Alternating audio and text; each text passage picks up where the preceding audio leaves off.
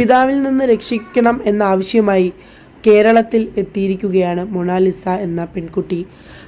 തൻ്റെ ആൺ സുഹൃത്തിനോടൊപ്പമാണ് മൊണാലിസ കേരളത്തിൽ എത്തിയിരിക്കുന്നത്. കുംഭമേളയ്ക്കിടയിൽ വളരെയധികം വൈറലായ ഒരു താരമാണ് മൊണാലിസ. മാല വിൽപ്പനക്കാരിയാണ് പെൺകുട്ടി. എന്നാൽ വളരെയധികം സുന്ദരിയായ പെൺകുട്ടി ആയതുകൊണ്ട് തന്നെ യൂട്യൂബേഴ്സ് സോഷ്യൽ മീഡിയയിലൂടെ വളർത്തിയെടുത്ത ഒരു താരം തന്നെയാണ് മൊണാലിസ. കുംഭമേളയിലൂടെ വൈറലായ പെൺകുട്ടി ഇപ്പോൾ സഹായം തേടി എത്തിയിരിക്കുന്നത് തിരുവനന്തപുരം തമ്പാനൂർ പോലീസ് സ്റ്റേഷനിലാണ്. പിതാവിൽ നിന്ന് രക്ഷിക്കണം എന്ന കേസുമായി അഭയം തേടിയാണ് പെൺകുട്ടി കേരളത്തിൽ എത്തിയിരിക്കുന്നത്.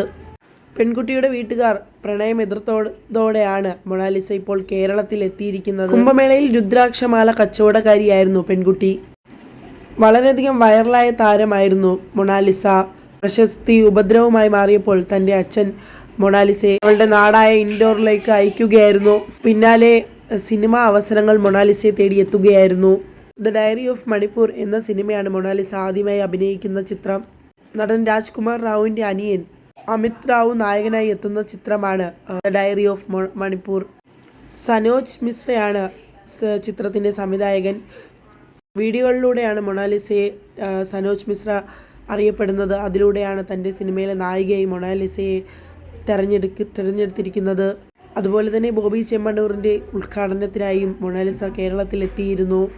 ഇപ്പോൾ ഇതാ തൻ്റെ പിതാവ് വിവാഹത്തിന് എതിർത്തപ്പോൾ ആണ് സുഹൃത്തുമായി കേരളത്തിൽ തിരുവനന്തപുരം തമ്പാനൂരിൽ സ്റ്റേഷനിൽ അഭയം തേടിയിരിക്കുകയാണ് പെൺകുട്ടി.